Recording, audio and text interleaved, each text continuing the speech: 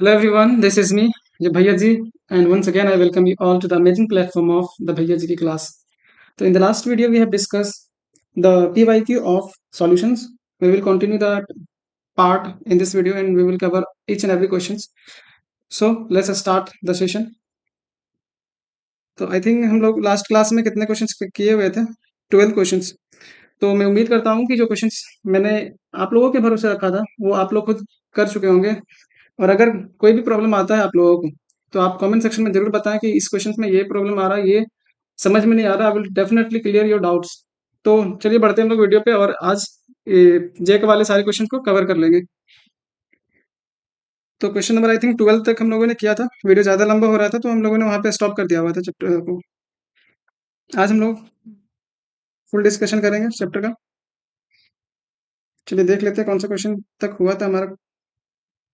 हाँ, question number 12 तक हम लोगों ने डिस्कस कर चुका था पिछले वीडियो में। आज हम लोग क्वेश्चन नंबर 13 से करेंगे और कोशिश करेंगे जल्दी से जल्दी कंप्लीट करें। कैलकुलेशन तो आप लोग का पार्ट है, कैलकुलेशन खुद से करें। कंसेप्ट बताना मेरा काम है। कैलकुलेशन में अगर आप फंसते हैं तो आप कमेंट सेक्शन में जरूर कमेंट आउट करें।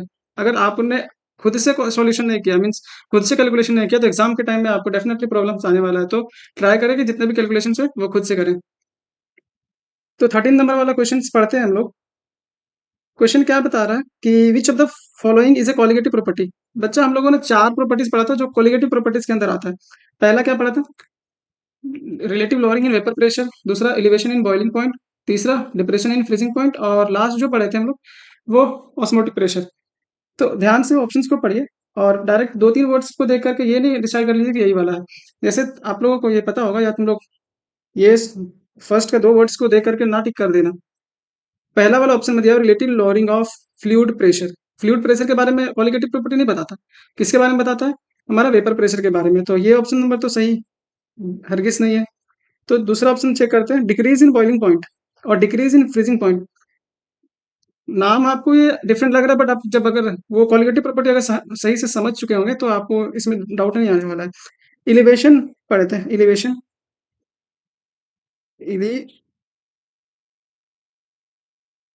Elevation in boiling point, elevation in boiling point. बच्चा इलिवेशन का मतलब होता है बढ़ जाना। इलिवेशन का मतलब होता है क्या? बढ़ जाना। तो बढ़ जा रहा है इसका मतलब इंक्रीज हो रहा है, ना कि डिक्रीज हो रहा है। यहाँ पे क्या हो रहा है? इंक्रीज हो रहा है। तो ऑप्शन नंबर बी भी हमारा सही नहीं हुआ। जो थर्ड वाला जो क्वालिटेटिव प्रॉपर्टी पढ़े थे हम लोग वो क्या था? Depression in freezing point. क्या था बच्चा? Depression, depression in freezing point. अब ध्यान से देखना, डिप्रेशन मीन्स क्या होता है? डिप्रेस हो जाना मीन्स घट जाना, मतलब डिक्रीज हो जाना। तो अगर समझ में आ जाता है ना तो टॉपिक्स वगैरह का क्वेश्चंस किसी तरह के भी लैंग्वेज में पूछे तो हम लोग डायरेक्टली और इजिली सॉल्व कर देते हैं उसको। तो ध्यान से टॉपिक्स को पहले समझे, देन आप उसके क्वेश्चंस को करने के लिए आगे बढ़े। तो क्या होता है? डिक्रीज हो जाता है यहाँ पे, डिक्रीज। डिप्रेशन का मतलब होता है डिक्रीज हो जाना। लास्ट में बोला change in volume after mixing. ये सब टॉपिक ही नहीं आता क्वालिटेटिव प्रॉपर्टीज में। पहली बात, क्वालिटेटिव प्रॉपर्टी किस पे डिपेंड करता है? नंबर ऑफ सॉलिड पार्टिकल पे। चार हम लोग क्वालिटेटिव प्रॉपर्टी पढ़े थे हम लोग का। क्या था चार? जो अभी हमने कुछ देर पहले बताया चारों का नाम। तो आप क्वालिटेटिव प्रॉपर्टीज के बारे में अच्छे से देखें क्योंकि क्वेश्चंस आता है उससे, क्वालिटेटिव प्रॉपर्टीज वगैरह से। आगे बढ़ते हैं क्वेश्चन पर, हम लोग ज्यादा टाइम नहीं देंगे। फोर्थ नंबर में डेफिनेशन पूछा है हेनरी लॉ का। तो हेनरी लॉ का पहले फॉर्मूला देख ले। फॉर्मूला क्या बताता है? पार्शियल प्रेशर ऑफ गैस, ये प्रोपोर्शनल होता है मोल फ्रैक्शन सॉल्यूट का, मीन्स गैस जो डिसॉल्व कर रहे हैं। ये बताता है बच्चा क्या कि गैस का अमाउंट कोई भी गिवन लिक्विड में कितना डिसॉल्व होता है। सॉलिबिलिटी क्या बताता है? हेनरी लॉ हमारा सॉलिबिलिटी ऑफ गैस बताता है। टेम्परेचर फिक्स करके, at fix temperature, at given temperature the solubility of a gas in a given solution किसके प्रोपोर्शनल होता है? तो क्या बताता है? ये प्रोपोर्शनल होता है आपका मोल fraction of solute. Mean solute हमारा यहाँ पे क्या है? गैस है। तो डिफाइन करने के लिए आए तो आप इस तरह से डायरेक्ट नहीं डिफाइन करेंगे, एक प्रॉपर वे में डिफाइन करेंगे। आपका डेफिनेशन यहाँ पे स्क्रीन में दिख रहा होगा क्योंकि टॉपिक तो समझ में आ गया आपको। अब डेफिनेशन डायरेक्ट ये नहीं कि जैसे लैंग्वेज मैटर करता है लिखने समय, आपको डायरेक्ट नंबर मिलने वाला नहीं है। तो डेफिनेशन पे ध्यान दें, पढ़ लेते हैं। अभी देखिएगा सॉलिबिलिटी या तो पार्शियल प्रेशर ऑफ गैस, वो डिपेंड किस पे करता है? हमारा मोल फ्रैक्शन ऑफ सॉल्यूट पे। सॉल्यूट का मोल फ्रैक्शन पे डिपेंड कर रहा है हमारा क्या? Partial pressure of gas. तो एक बार डेफिनेशन पे जाते हैं हम लोग। हेनरी लॉ क्या बताता है? एट कांस्टेंट टेम्परेचर, टेम्परेचर को फिक्स करेंगे क्योंकि टेम्परेचर वेरी करने पर हम लोग आगे पढ़ेंगे कि के एच जो हेनरी कांस्टेंट है ना उसका भी वैल्यू चेंज करता है। तो टेम्परेचर को फिक्स करना ना भूलिएगा। अगर टेम्परेचर मेंशन नहीं कर रहे हैं आप, इसका मतलब एग्जामिनर आपका नंबर काट सकता है। तो ये सब छोटे छोटे पॉइंट्स पे ध्यान रखें, क्योंकि ये आसान वाला डेफिनेशन है, तो कुछ ना कुछ आपको उसमें मेंशन करना पड़ेगा ताकि एग्जामिनर को वो अट्रैक्टिव लगे वो डेफिनेशन।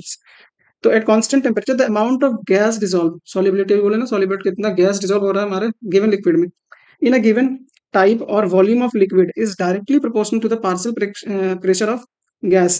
गैस का पार्शियल प्रेशर पे डायरेक्टली ये प्रोपोर्शनल होता है इक्विलिब्रियम कंडीशन पे। इक्विलिब्रियम का मतलब जब हमारा वेपर और लिक्विड के बीच में इक्विलिब्रियम आ जाएगा, उस समय जो गैस डिसॉल्व हो रहा है वो किस पे डिपेंड कर रहा है? पार्शियल प्रेशर पे, गैस पे। तो डेफिनेशन को अच्छे से याद रखें, फॉर्मूला ध्यान से रखना याद। पार्शियल प्रेशर, अब देखो गैस के पार्शियल प्रेशर पे डिपेंड कर रहा है, मतलब जितना ज्यादा प्रेशर हम लोग अप्लाई करेंगे उतना ज्यादा डिसोल्यूशन होगा गैस का, गैस उतना ज्यादा मिलेगा आसानी से। इसीलिए देखते हैं हम लोग जनरल कोल्ड ड्रिंक वगैरह में वो क्या करता है, हाई प्रेशर में कैप को बंद करके रखता है। मीन्स कोल्ड ड्रिंक का जब ढक्कन खोलेंगे तो आपको वहां दिखेगा कि गैसेस बाहर निकल रहा है।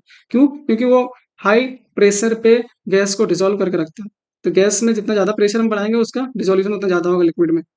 तो ये था डेफिनेशन इसका। डेफिनेशन वगैरह में खुद से कर ले, क्योंकि डेफिनेशन में ज्यादा दिमाग लगाने वाला चीज नहीं है। एक बार टॉपिक को समझे और आगे मूव कर जाए। देखिए, जब प्रेशर 1 बार लगाया ये, तो इसमें कितने मॉलिक्यूल्स गैस के डिसॉल्व हुए? 3। बट जब प्रेशर को बढ़ा दिया ये बच्चा, तो यहाँ पे कितना मॉलिक्यूल्स बढ़ गया? मॉलिक्यूल्स बढ़ा ना, 3 से ज्यादा हो गया। 3 से ज्यादा हो गया, इसका मतलब गैस का जो डिसोल्यूशन होता है लिक्विड में, वो पार्शियल प्रेशर पे डिपेंड करता है, डायरेक्टली प्रोपोर्शनल। फॉर्मूला याद रखें, फॉर्मूला याद रखें के H into x. P of gas जो होता है बच्चा, वो के H into x, x of gas, जो गैस को डिजोल्व कर रहे हैं, राइट। ये के एच जो है हमारा, वो हेनरी कांस्टेंट है। क्या है? Henry, Henrys constant. चलिए बढ़ते हैं आगे। डेफिनेशन ये रहा आपको। अगर पीडीएफ्स वगैरह चाहिए तो आप हमारे टेलीग्राम पे जरूर ज्वाइन करें, वहाँ पे हम सारा पीडीएफ्स और डाउट्स वगैरह क्लियर करेंगे। अगर किसी तरह का डाउट्स आता है आपको, वैसे मैं उम्मीद करूंगा कि डाउट्स वगैरह तो बहुत कम आए। डाउट्स आना तो लाजमी है, बट कम आए डाउट्स। अब यहाँ पे देखो, मोलारिटी और मोलालिटी के बीच में डिस्टिंग्यूश करने बोला, मीन्स डिफरेंशिएट करने बोला। तो सबसे ज्यादा जो बेस्ट तरीका होता है, आप टेबुलर फॉर्म में करें इसको डिफरेंशिएट। एक तरफ आप मोलारिटी लिखें एग्जामिनर, और अगर ये शॉर्ट आंसर टाइप में है तो 3 नंबर का अगर क्वेश्चन पूछता है तो ट्राई करें कि आप 5 पॉइंट्स मेंशन करें वहां पे। 5 पॉइंट्स जरूर मेंशन करें, 5 पॉइंट्स। तो यहाँ पे देखते हैं मोलारिटी। मोलारिटी वैसे प्रॉपर डेफिनेशन से प्रॉपर आंसर यहाँ पे आपको जरूर मिलेगा, बट अभी एक बार हम समझा देते हैं। मोलारिटी आप कैसे कोई भी क्वेश्चन को अप्रोच करेंगे वो ज्यादा इंपॉर्टेंट होता है कोई भी क्वेश्चन को सॉल्व करते समय। एक तरफ मोलालिटी लिखना। तो सबसे पहला जो पॉइंट तुम लोग जो मेंशन करोगे वो डेफिनेशंस, डेफिनेशन उसका मेंशन कर देना। डेफिनेशंस क्या होता है? मोलारिटी को कैसे डिफाइन करते हैं? Number of moles of solute bye volume of solution. Define definitions लिख देना। डेफिनेशंस क्या होता है ये? Number of moles of solute, number of moles of solute bye volume of solution पर in given volume of solution in liter per unit volume of solution. इसी तरह से आप इसका डेफिनेशन करें, number of moles of solute bye mass of solvent यहाँ पे define करते हैं। डेफिनेशन पहला पार्ट हो जाएगा, उसके बाद आप यहाँ पे इसके यूनिट लिख दें। यूनिट क्या होता है इसका? अगर मोल्स आ रहा है ऊपर में, नीचे क्या आ रहा है? वॉल्यूम आ रहा है, तो मोल्स पर लीटर, मोल पर लीटर। लीटर हमारा वॉल्यूम होता है, मोल पर लीटर। अगर कुछ पॉइंट्स नहीं आ रहा था, आप इसका फॉर्मूला लिख दे डायरेक्ट, मोल्स वाला, और एक यूनिट हो गया आपका। इसी तरह से ये इसमें भी यूनिट इसका मेंशन करें। अब बच्चा यहाँ पे एक और इम्पोर्टेंट बात आता है कि मोलारिटी में वॉल्यूम आता है। मोलारिटी में क्या आता है देखो, मोलारिटी का क्या होता है formula? Moles, moles of solute bye volume of solution, volume of solution in litre, यही आता है। अब देखो, जब भी वॉल्यूम वाला टर्म्स आता है ना, वॉल्यूम वाला जब भी टर्म्स आता है वो तो टेम्परेचर में डिपेंड करता है। ये टेम्परेचर का डिपेंडेंस मतलब टेम्परेचर को वेरी करने से ये भी वेरी करेगा। अब ये बढ़ रहा है या घट रहा है ये आगे देखेंगे हम लोग कि, बट जब भी टेम्परेचर का टर्म्स आ जाए फॉर्मूला में या कोई चीज में, तो वो क्या होता है? वो टेम्परेचर डिपेंडेंस होता है। तो ये ऐसा कंसंट्रेशन टर्म है जो किस पे डिपेंड करता है, वॉल्यूम आने के कारण टेम्परेचर पे डिपेंड करता है बच्चा। लेकिन जब हम लोग मोलालिटी देखेंगे, मोलालिटी को स्मॉल एम से डिनोट करते हैं, मोलालिटी को किससे डिनोट करते हैं, स्मॉल एम से। यहाँ पे क्या आता है, moles of solute, moles of solute, B से सॉल्यूट को डिफाइन कर रहे हैं हम लोग, क्योंकि जब भी हम लोग ये चैप्टर पढ़ रहे हैं तो बी से हम लोग सॉल्यूट को डिफाइन कर रहे हैं और ए से सॉल्वेंट को। तो ध्यान में रखना है इसे। यहाँ पे मास ऑफ सॉल्वेंट लेते हैं, mass of solvent in KG. तो यहाँ से देखना, यहाँ पे वॉल्यूम वाला टर्म्स नहीं आ रहा, वॉल्यूम्स वाला टर्म नहीं आ रहा, तो यहाँ पे क्या पता चल रहा है कि ये टेम्परेचर इंडिपेंडेंट होता है, मीन्स टेम्परेचर पे डिपेंड नहीं करता है। तो कभी कभी ऑब्जेक्टिव में ऐसा भी क्वेश्चन आ जाता है कि which of the following concentration terms depends on the temperature. तो टेम्परेचर डिपेंडेंस कब कब आता है, जब वॉल्यूम वाला टर्म उस वाले फॉर्मूला में आता है, तो वो टेम्परेचर डिपेंडेंट होगा बच्चा। चलिए इसका प्रॉपर डेफिनेशन यहाँ पे देखिए कि सबसे पहला दिया हुआ है इसका definition, number of moles of solute dissolve in पर लीटर ऑफ सॉल्यूशन। कि 1 लीटर सॉल्यूशन में कितना मोल्स ऑफ सॉल्यूट डिसॉल्व है, वो हमारा मोलारिटी होता है। इसी तरह से मोलालिटी के बारे में बात करें तो number of moles of solute present in पर केजी ऑफ सॉल्वेंट बच्चा, पर केजी ऑफ सॉल्वेंट। दूसरा अभी डेफिनेशन के बाद हम लोग क्या देखे थे, फॉर्मूला। मोलारिटी क्या होता है, weight of B by molecular weight of B by volume of solution. अब तुम लोग ध्यान से देखना, weight of B by molecular weight of B क्या होता है, weight of B by molecular weight of B, यही तो मोल्स होता है ना। ये क्या है, मोल, मोल को हम एन से डिनोट करते हैं, मोल को किससे डिनोट करते हैं, एन से। यहाँ पे मेंशन कर देना कि बी क्या है, वेट ऑफ बी क्या है, मास ऑफ सॉल्यूट है, मॉलिक्यूलर एम बी मतलब molecular mass of solute, V से वॉल्यूम ऑफ सॉल्यूशन। करेक्ट। अब यहाँ पे भी इधर भी, अब आप अपने आंसर को कितने लॉन्ग और कितने अच्छे से एक्सप्रेस कर रहे हो ये आप पे डिपेंड करता है। तो एग्जामिनर को आपका आंसर अट्रैक्टिव बनाने के लिए, या लगे कि इसको हाँ ये आंसर आता है इसको, तो आपको थोड़ा प्रॉपर वे में लिखना पड़ेगा। तीसरा दिया हुआ है, it changes with the temperature. अभी बोले ना कि मोलारिटी में वॉल्यूम वाला टर्म्स आता है, जब भी वॉल्यूम वाला टर्म्स आता है वो टेम्परेचर डिपेंडेंस होता है। इसमें क्या है, it does not change with temperature. Fourth number में इसका यूनिट के बारे में बोला है, क्या यूनिट इज मोल पर लीटर, मोल पर लीटर। इसका क्या होता है, मोल पर केजी, क्योंकि नीचे आता है मास ऑफ सॉल्वेंट आता है। चलिए आगे बढ़ते हैं, डेफिनेशन में ज्यादा टाइम नहीं देंगे। थर्ड वाले में बोला क्या, पीपीएम, पार्ट पर मिलियन। ये सब देखो कंसंट्रेशन टर्म्स होता है। पार्ट पर मिलियन हम लोग बहुत छोटे कंसंट्रेशन को जब मेजर करते हैं तब ये सब यूज किया जाता है, पार्ट पर मिलियन, पार्ट पर बिलियंस वगैरह। इसका आगे तुम लोग देख लो फॉर्मूला, तो डायरेक्टली तुमको डेफिनेशन के बारे में आइडिया आ जाएगा।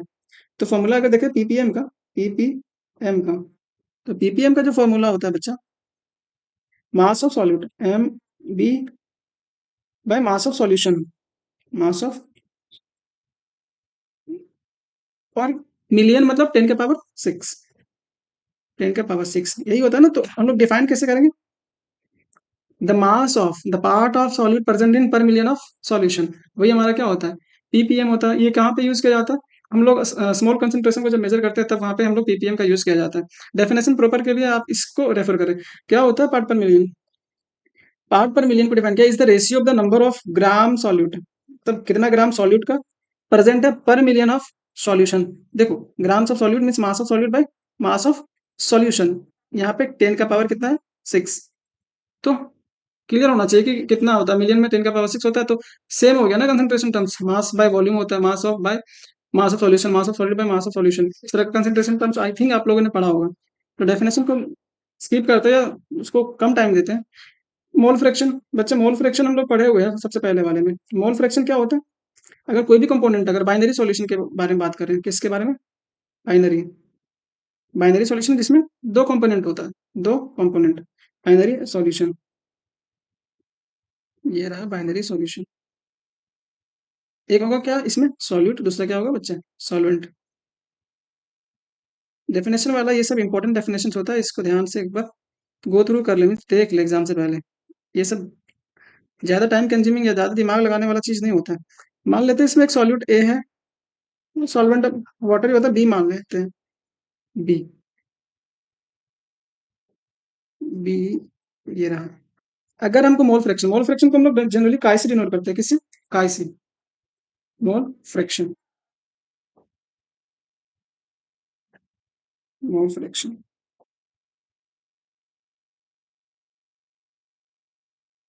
मोल फ्रैक्शन काय से डिनोट करते हैं। अगर हम ए का निकाल रहे हैं मोल फ्रैक्शन, तो इसका अगर मोल एन ए है, बी पार्ट का या बी कंपोनेंट का मोल एन बी है, एन बी। तो अगर ए का मोल फ्रैक्शन निकाल रहे हो तो ऊपर में उसका mole by total mole of the solution में जितने कंपोनेंट प्रेजेंट है, तो दो बाइनरी सॉल्यूशन में दो ही कंपोनेंट प्रेजेंट होता है, तो moles of A plus moles of B. ये हुआ क्या, किसका मोल फ्रैक्शन निकला बच्चा, मोल्स ऑफ ए का, मोल फ्रैक्शन ऑफ ए। अगर मोल फ्रैक्शन ऑफ बी निकाले, मोल फ्रैक्शन ऑफ बी निकाले तो क्या निकलेगा, मोल फ्रैक्शन ऑफ बी, ऊपर में हम लोग मोल फ्रैक्शन निकालेंगे दूसरे का, बी का रखेंगे, जिसका निकाल रहे हो वो ऊपर में होगा बाय टोटल मोल्स, तो टोटल मोल्स में वही आ जाएगा N, N A plus N B. ये हो गया मोल फ्रैक्शन। अब एक खास बात जो आपको ध्यान में रखना है, और ऑब्जेक्टिव में पूछ सकता है इस तरह का क्वेश्चन, किस तरह का क्वेश्चन, यहाँ पे देखना, जितना भी सॉल्यूशन में कंपोनेंट है उसका मोल फ्रैक्शन को ऐड करो तो ये 1 के बराबर होता है। यहाँ पर दो हमारा कंपोनेंट था सॉल्यूशन में, तो अगर हम मोल फ्रैक्शन का A mole fraction of A plus mole fraction of B, इसको ऐड करें तो ये किसके बराबर होगा, ये 1 के बराबर होगा। मान लेते हैं कि आपको ये क्वेश्चन में दे देता है, क्या करता है, आपको क्वेश्चन में ये देता है कि, लाइट चला गया, क्वेश्चन में दे रहा है ये कि एक्स ए का वैल्यू 1/2 है, और X B means mole fraction of B निकालने बोल रहा है, तो डायरेक्टली आप 1 - 1/2 कर सकते हैं, क्योंकि सम, टोटल का सम कितना होता है, 1 होता है, टोटल का सम 1 होता है, तो एक का पता है तो दूसरे को निकालने के लिए क्या करेंगे, उससे माइनस कर देंगे, तो यहाँ भी इसका 1/2 आ जाएगा, यहाँ भी क्या आएगा, 1/2। आगे बढ़ते हैं हम लोग क्वेश्चन में। ये सब जो क्वेश्चन जितना भी बचा हुआ ना वो इंपॉर्टेंट है, और तुम्हारा जो हायर मार्क्स इसमें मीन्स 5 मार्क्स, 3 मार्क्स, 4 मार्क्स वाला में पूछता है, सारा का सारा न्यूमेरिकल ही बचा हुआ है, और अच्छे टाइप्स का न्यूमेरिकल। देखो मोल फ्रैक्शन क्या होता है, the ratio of number of moles of substance to the total moles of all the substances present in the solution. जितना भी सॉल्यूशन में सब्सटेंस प्रेजेंट है उसका मोल्स नीचे आएगा, और जिसका पूछा वो ऊपर आएगा, सब्सटेंस का जो पूछा हुआ है। देखो एन ए, बाइनरी सॉल्यूशन के बारे में बताएं कि बाइनरी सॉल्यूशन दो कंपोनेंट होगा, इन ए हम लोग मान लिए एक कंपोनेंट ए को, दूसरा कंपोनेंट बी, उसके बाद हम लोग डायरेक्टली यहाँ पे निकाल दिए मोल फ्रैक्शन। आगे बढ़ते हैं। देखो इस वाले में क्या बोल रहा है कि the vapour pressure of pure benzene at certain temperature, certain temperature कितना दिया हुआ, चलो चेंज कर लेते हैं, टेम्परेचर इज प्योर बेंजीन का वेपर प्रेशर दिया हुआ बच्चा, तो प्योर बेंजीन, अभी हम लोग क्या देखे थे, वेपर प्रेशर वाला, ये भी कोलिगेटिव प्रॉपर्टी में आता है ना, तो कोलिगेटिव प्रॉपर्टी में आता है, तो हम लोग फॉर्मूला पढ़े थे, minus P not minus P S upon, ये माइनस है, पी नॉट, ये किस पे डिपेंड करता है, मोल फ्रैक्शन ऑफ सॉल्यूट पे, मोल फ्रैक्शन ऑफ सॉल्यूट पे। ये फॉर्मूला याद है तो सारा question relative lowering and vapour pressure वाले से बन जाएगा। अभी देखते हैं क्या क्या गिवन है, जब भी क्वेश्चन आता है तो गिवन को आप मेंशन जरूर करें, क्या गिवन है यहाँ पे बच्चे, चलिए देख लेते हैं क्या गिवन है। देखो pure benzene, pure, P note क्या होता है हमारा, vapour pressure of pure substance या प्योर सॉल्यूट या प्योर सॉल्वेंट, तो पी नोट कितना दिया हुआ है यहाँ पे, पी नोट हमारा दिया हुआ 0.850 बार। उसके बाद आगे पढ़ो, नॉन वोलेटाइल ऐसा सब्सटेंस जो गैस नहीं बना पाता उसको क्या बोलते हैं, volatile, non volatile. Volatile means जो वेपर बना सकता है उसको। नॉन इलेक्ट्रोलाइट भी आगे चल करके तुम लोग वांटा फैक्टर वाला देखोगे कंसेप्ट, वो क्या होता है, कोलिगेटिव प्रॉपर्टी वाला में का विपरीत होता है, अगर हम लोग ऐसा सब्सटेंस को डाल दे जो वाटर में जाकर डिसोसिएट कर जाए, अब नॉर्मल कोलिगेटिव प्रॉपर्टी बोलते हैं जिसको, जो एक्चुअल होता है वो चीज हम लोग को जो पता है वो फाइनल रिजल्ट में नहीं मिलता है, डिसोसिएशन और एसोसिएशन के कंसेप्ट से। तो अगर क्वेश्चन वैसा आता है जैसे अभी क्वेश्चन कर रहे हैं, तो उस पर हम एसोसिएशन और डिसोसिएशन का कंसेप्ट क्लियर करेंगे, लेकिन पिछले वीडियो में हम लोग डिस्कस किए थे एसोसिएशन और डिसोसिएशन, क्वांटा फैक्टर, आई का वैल्यू कब 1 से बड़ा होता है और आई का वैल्यू कब 1 से छोटा होता है, वो वीडियो में हमने अच्छे से डिस्कशन किया था। पी नोट दिया हुआ है। अब जब हम नॉन वोलेटाइल सब्सटेंस को ऐड करते हैं तो क्या करता है, ये लोअर कर देता है वेपर प्रेशर, जितना बनना चाहिए उतना ना बन करके कम हो जाता है। तो देखो non volatile non electrolyte solid को डाल रहा है जिसका वेट दिया हुआ है, अब देखो वेट जो दिया हुआ है उसको सॉल्यूट मानेंगे, क्योंकि बेंजीन वाले में, बेंजीन सॉल्वेंट में हम लोग नॉन वोलेटाइल या नॉन इलेक्ट्रोलाइट्स को डाल रहे हैं, तो यहाँ पे मास ऑफ बी कितना दिया हुआ है, mass of B, B, W of B कितना दिया हुआ है बच्चा, 5 ग्राम, 0.5, 0.5 ग्राम। और एड किस में किया जा रहा है, mass of benzene means mass of solvent दिया हुआ है, मास ऑफ सॉल्यूट, सॉल्वेंट कितना होता है, मास ऑफ सॉल्वेंट को हम लोग कैसे डिनोट करेंगे, डब्ल्यू ऑफ ए से हम लोग सॉल्वेंट का यूज करते हैं, सॉल्वेंट का डिनोशन है। और क्या गिवन है, बेंजीन का मॉलिक्यूलर वेट दिया हुआ है, मॉलिक्यूलर वेट को एम ए से डिनोट करते हैं, एम ए कितना दिया हुआ बच्चा, 78 gram, 78 gram. Vapour pressure of, vapour pressure of the solution obtained, PS दिया हुआ है, vapour pressure of the solution, solution जो होता है वो पीएस होता है ना, तो पीएस भी गिवन है, पी नॉट गिवन है, पीएस गिवन है, पीएस कितना दिया हुआ है, 0.845। जरा गौर करके देखोगे ना, गौर करके देखोगे तो अभी बताए थे ना, डिप्रेस हो जाता मीन्स घट जाता, डिक्रीजिंग वेपर प्रेशर। तो ध्यान से देखो, जब प्योर था तब इसका वेपर प्रेशर कितना था, 0.850। लेकिन जब हम non volatile non electrolyte substance को ऐड कर दिए तो इसका वेपर प्रेशर घट करके 0.845 हो गया। तो लोअरिंग हुआ ना वेपर प्रेशर पे। वही कंसेप्ट होता है, अगर हम ऐसे सब्सटेंस को डाल दे रहे हैं जो कि वेपर ही नहीं बना पाएगा, तो जो वेपर बनाता है उसके भी मॉलिक्यूल्स को पकड़ करके रखेगा। तो जितना बनाना चाहिए वेपर उतना नहीं, ना बना करके ये कम बनाता है। चलिए अब आप फॉर्मूला पे रखते हैं और वैल्यू को लाते हैं। पूछा है क्वेश्चन में, what is the molar mass of solid substance, जो हम लोग सब्सटेंस को, एक्स्ट्रा सब्सटेंस जो सॉलिड था उसको डाले तो उसका मॉलिक्यूलर वेट पता नहीं है, गिवन मास तो पता है बट मॉलिक्यूलर मास पता नहीं है। कंसेप्ट बताते हैं, कैलकुलेशन आपका काम है, कैलकुलेशन आप खुद कर लोगे एंड प्रैक्टिस करोगे कैलकुलेशन पे, ताकि एग्जाम में कोई प्रॉब्लम ना आए। देखो, पी नोट यहाँ पे रखते हैं हम लोग फॉर्मूला में,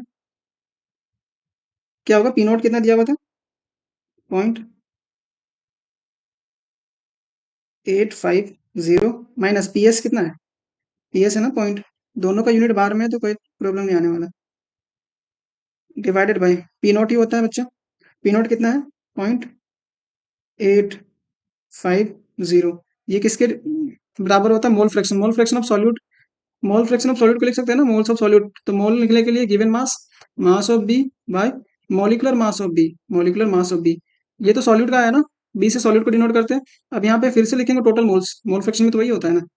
तो टोटल मोल्स के लिए पहले तो सॉल्यूट का लिख लेते हैं, mass of B by molecular mass of B, plus solvent के लिए लिखने के लिए ए का यूज करेंगे, mass of weight of A by molecular weight of A, weight of A by molecular weight of A. अब वैल्यूज को रखते जाओ, यहाँ पे अगर सब्सट्रैक्ट करोगे तो क्या आएगा रिजल्ट में, यहाँ पे 500, 5 यहाँ पे 0 है, यहाँ पे 0 है, 0.0 डिवाइडेड बाय 0.850।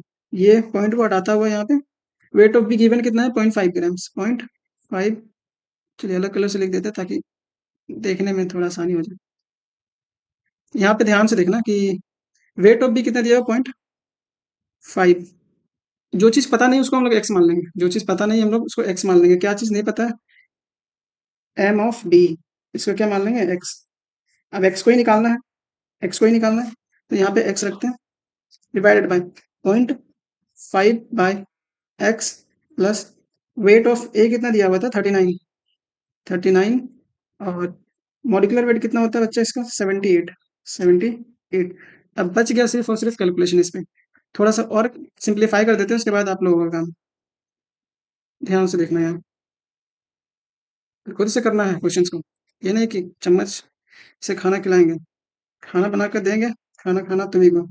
यहाँ 5/850 है ना, 5/850,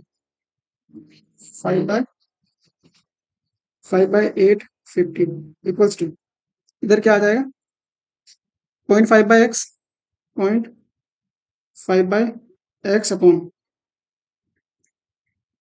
इधर भी 0.5/x आएगा, 0.5/x प्लस यहाँ पे कितना था, 39/78, 39/78। ध्यान से अगर देखो तो ये कट जाएगा दो बार में, 1/2, इसको भी काट देते हैं 1, और ये 170, 1/, तो कैलकुलेशन में टाइम अगर देने देने लगे तो टाइम वीडियो का ज़्यादा बढ़ जाएगा, तो कैलकुलेशन का पार्ट तुम लोग खुद से करना। 1/170 इक्वल्स टू 0.5/x, अगर एलसीएम ले तो यहाँ पे ये x है, ये 2 है, तो 2x हो जाएगा, 2x हो जाएगा ना। अब यहाँ पे क्या आ जाएगा, 0.5, 0.5 प्लस यहाँ पे x, ये x से x को हटा देते हैं तो बचेगा क्या, चलो आंसर तो आ ही गया है, क्रॉस मल्टीप्लाई करते हैं इसको, तो 0.5 प्लस एक्स, 0.5 प्लस एक्स, और ये 0.5 को इससे मल्टीप्लाई करेंगे, ये 2 भी ऊपर जाएगा, तो 2 को 0.5 से, 2 इंटू 0.5 इंटू 170। अब एक्स निकाल लोगे ना यार, इतना तो तुम लोग खुद से कर सकते हो, केवल तुम्हें पहुंच गए, काम चोरी नहीं। कमेंट सेक्शन में इसका आंसर कमेंट आउट करना। आगे बढ़ते क्वेश्चन में। क्वेश्चन क्या बोल रहा है कि can we separate the components of azeotropic mixtures. सबसे पहले एजोट्रोपिक मिक्सचर्स के बारे में कुछ आइडिया होना चाहिए कि एजोट्रोपिक मिक्सचर्स क्या होता है। तो ध्यान से देखना, इसका प्रॉपर डेफिनेशन भी बताएंगे प्लस पहले समझा देते हैं। देखो, एजोट्रोपिक मिक्सचर्स वो मिक्सचर होता है ना जब दो कंपोनेंट्स के आपस में मिलाते हैं। तो मान लेते हैं एक कंपोनेंट हमारा एक्स है, एक्स का बॉइलिंग पॉइंट कुछ अलग होगा, एक्स का बॉइलिंग पॉइंट बीपी कुछ होगा, एक्स का बॉइलिंग पॉइंट क्या होगा, कुछ होगा।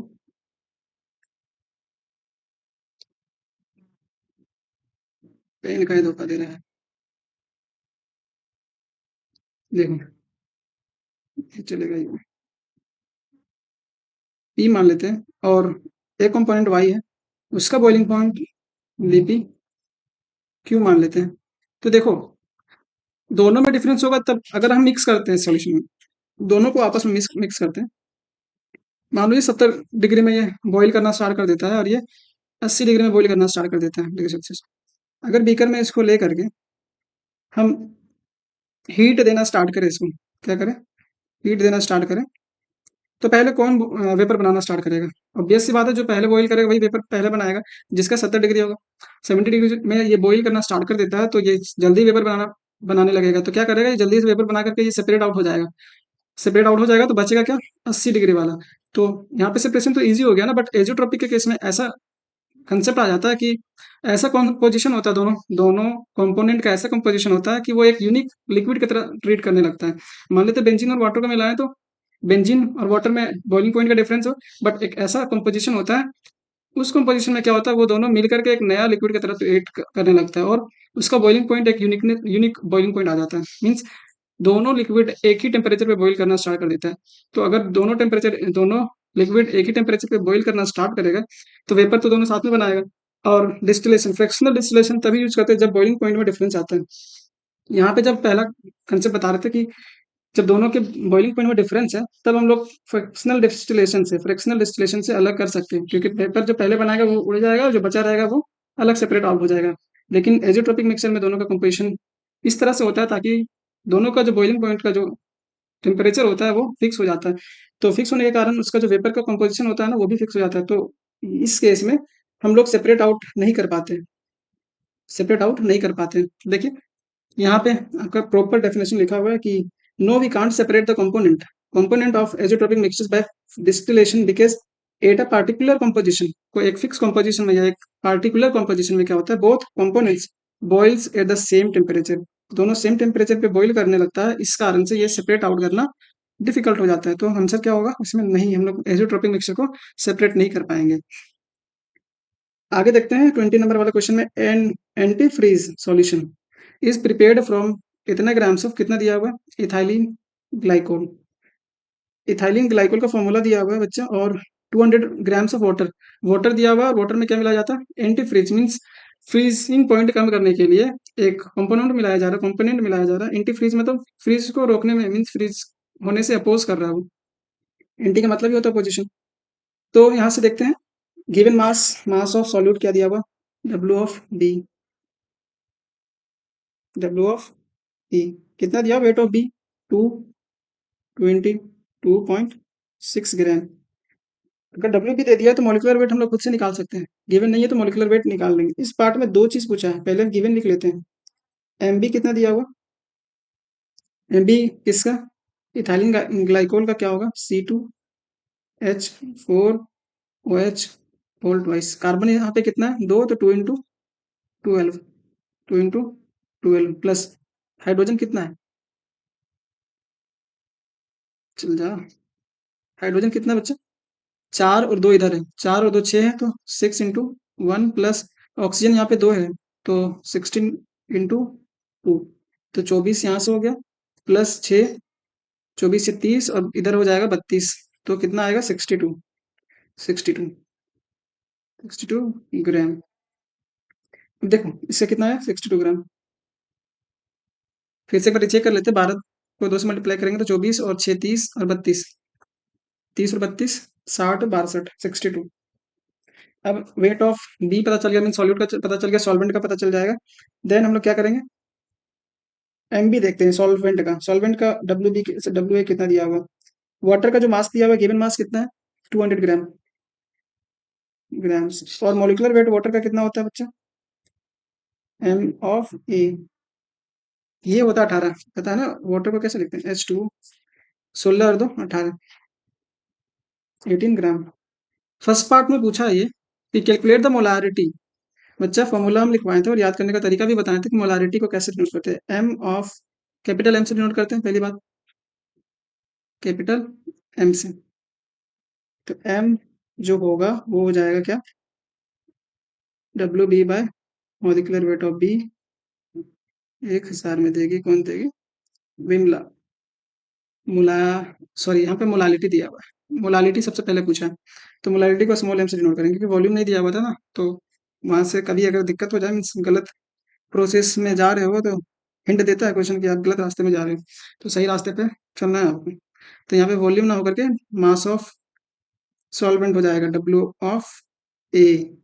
यहाँ से क्या मिलेगा, मोलालिटी। वॉशिंग मशीन 1000 में आएगी, कहाँ से आएगी, वाशिंगटन से। डब्ल्यू ऑफ ए को मतलब ए का सॉल्वेंट का जो मास लेना है वो ग्राम में लेना है, क्योंकि 1000 से ऊपर में हम लोग मल्टीप्लाई कर चुके हैं। तो देख लेते हैं एम क्या आएगा इसका। एम डब्ल्यू बी दिया हुआ है 2, शायद ये भी वीडियो लंबा जाने वाला है एक्सप्लेनेशन के कारण, तो देखेंगे थर्ड पार्ट भी आएगा इसका। ये पेन भी धोखा दे रहा है। एम क्या हो जाएगा, डब्ल्यू बी दिया हुआ 2.6 by molecular weight of B 62, 1000 में। और वेट ऑफ, गिवन वेट कितना दिया हुआ, 2। सो यहाँ से अगर कट करें तो इसमें एक इंपॉर्टेंट पार्ट है जो कि फॉर्मूला है, वो इंपॉर्टेंट माना जाता है सॉल्यूशन चैप्टर में, क्योंकि याद करने में बहुत ही डिफिकल्टीज होता है। तो देखो यहाँ पे 5 आया। इसको कैलकुलेट करने के बाद जो मोलालिटी आएगा बच्चा तुम लोगों का, शायद से 79 को हम कैलकुलेट करके रख चुके हैं पहले से, तो 79.95, 17.95, सॉरी 17.95, ये आया मोलालिटी। अब इसी का सेकंड पार्ट में बोल रहा है ये कि what shall be the molarity of the solution. Molarity of the solution, molarity दिया हुआ मोलारिटी, तो आपको ये रिलेशन पता होना चाहिए, डेंसिटी ऑफ सॉल्यूशन गिवन है। अभी फॉर्मूला लिख देते हैं, फॉर्मूला में रखना, पुट करना, उसके बाद मोलालिटी के मदद से मोलारिटी को फाइंड आउट कर लेना। चलिए देखते हैं।